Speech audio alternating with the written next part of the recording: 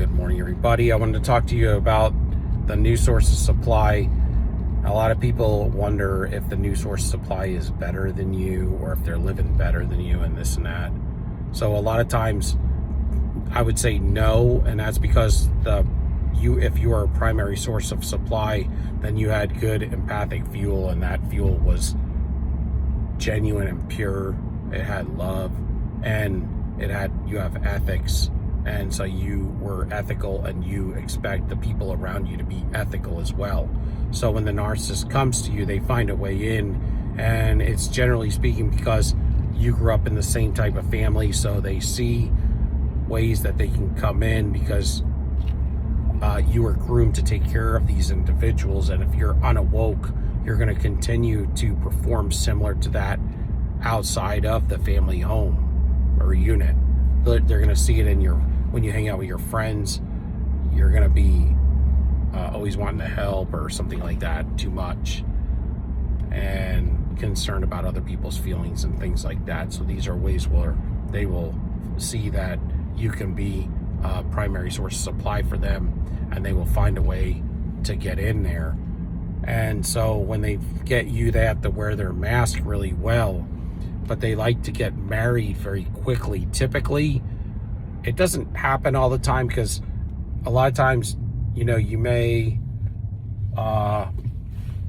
start waking up. There's a lot of things that can hinder you getting married to them, but generally speaking, if you continue to let them love bomb you for several months, and you don't kind of get into too many arguments in those first few months, they will marry you. If you're primary source supply and they want to marry you quickly, 2-3 months. Mine was like 3 months, and it's so that they can, because the mask is going to come off eventually. Basically, if they go more than 6 months with you, you will probably stay with them because you're trauma bonded to them, but you probably won't marry them. But if they catch you before that 6-month period, they have a chance of marrying you, because they can fake it. They can fake it. Most of the time, only could fake it like three months or so, 3 to 6 months tops, when you're seeing them on a regular basis. But what they will do is they will work very hard if you're that primary source supply, and try to act as a vulnerable empath. So they got to put all that fuel on. So they got to be devaluing somebody in the background, so that they can lie to you enough and wear that mask good enough to where you will believe that they are empathic as well. They're an empath. They are a vulnerable empath, and they're loving and kind, when they're just faking the whole thing. A lot of times the day of the marriage, they would say, sometimes like the night of the wedding or whatever, they would already be devaluing you and treating you terrible.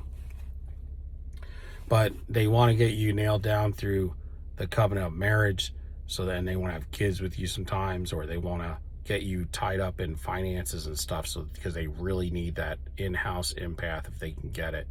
The primary source supply. The people that they get outside of the primary source supply, generally speaking, is going to be people of the streets, people of the night, or people that are lying, cheating, stealing as well. And that's just generally speaking how it works. And so they run at low vibrations. They can't supply for the narcissist on a daily basis, but because we grew up in those families, we have the ability to fuel them on a daily basis. Because when you grow up in something, you're used to doing what you do, and it's all you know.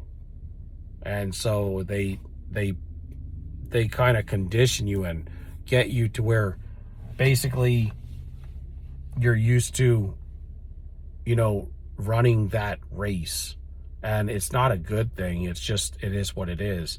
And that's why they look for that special type. Now, they got to get you when you're unawoke, and they got to get you convinced, and that they're convinced in the lie, which we also call the fantasy or the mask. And then they got to get you married before you're convinced anything other, like that they're a witch, really. So they have to do it very quickly. But a lot of times when they leave you, they go to a secondary or tertiary supply, or they go to the new source of supply, but it's not going to be to the value of you. It's going to be somebody similar to their vibration. A lot of times, because it takes so much work to get you, a lot of fuel to wear that mask every day into fake goodness, that they can't do that. And when they leave you or you guys break up, they really have a hard time putting that on a daily basis. It's a lot of work. So they really like to downgrade. They like to downgrade because it's easy for them. They can just be themselves, and the other person can be themselves, and they're just going to lie, cheat, and steal, and they're just going to be using each other. They're not going to get married. They're not going to really have a relationship. It's more of, they know it's a situationship, to where they have a situationship with us, but we don't know it. And they also like the idea of kind of being legit. And so when they come to the empath, they kind of feel a little bit like they're legit, because even though they're cheating and stuff like that, they know that you're actually trying to love them, care for them, and supply their needs, that you're not faking with them, you're not using them, you're not cheating on them, you're not trying to abuse them or get over on them, you're not stealing from them. You don't have any of those bad ideas in mind. And that's what kind of annoys us, is because when we do wake up to it, it's like we find out they've been doing this to us the whole time. It's like you're sleeping with the enemy or something, and they've been doing all these things. And some of it you kind of knew it was possible, but you had a hard time, really getting through to it, because they would be bold-faced liars as well. But so they have to downgrade supply, because it takes so much fuel that they can't put that on for long. It's an act. And a lot of times what they will do when they do have an in-house primary source supply is they will cheat on you with the harem garage, all their ex-boyfriends, or new ones are working on, even though they're married. Marriage is nothing to them, but they got to make it look good. So they do want to look like the community, and that's something they try to emulate. So they really do want to get married. The problem is, a lot of times depending on how toxic they are and what type of empath they have, because a lot of times people can't handle being with them for very long because they're so toxic, and they won't put up with their crap. And it's hard to find an empath like you or I to perform year after year after year and still be unawoke. So that's the problem with the narcissists as they get older. By the time they get older, a lot of empaths wake up by the time they're 40, 45, or 50. I mean, just generally speaking, even if we don't wake up to narcissism, then we're going to wake up to what the abuse is like, and we're going to try to avoid it. So a lot of times, if they're like in their mid to late 30s and they're not married by now, chances are they're not going to be married to an empath. I mean, it even gets more slim pickings, really. Unawoke empath, because if you get a woke one, they would never give you the time of day. So a lot of times it becomes so much worse for the narcissist as they age, because they lose their looks, and that's the only thing that they have, because there's nothing in there. There's nothing in there. There's no soul. Or if they do have a soul, it's like unused. It's like a person who got a soul, and they did what the Bible said with the guy with the talents, and he took the one talent and he buried it and gave it back to the master when he came back, and said, you're a hard taskmaster, so I buried it. Well, they buried their soul, they buried love, and they buried compassion, and all the fruits of the spirit that make up what humanity is. And so when they die and they go in front of the master, they dig up all that crap and be like, yo, I got all this unused fruit here that you gave me, and I want to give it back to you so that we're even, expecting some sort of blessing or something. And then God, will shun them for that. It's like he gives everybody gifts, and if you don't choose to use them, but you actually bury them and never use them, then what use is that? It's like building a car and never driving it. You just let it rot in the parking lot.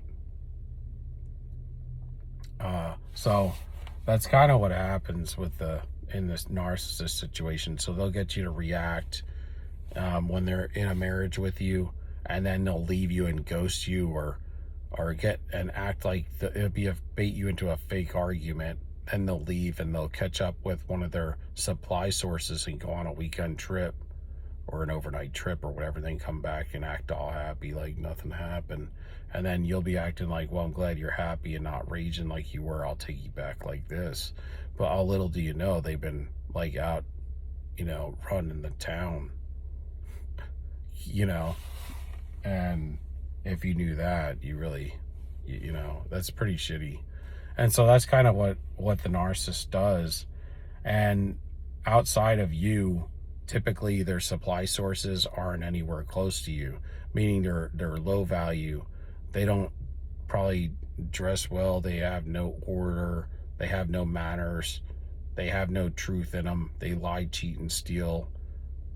They probably have bad breath and stuff, all kind of weird. They're using each other. They're all cheating on each other. They can't commit to a relationship.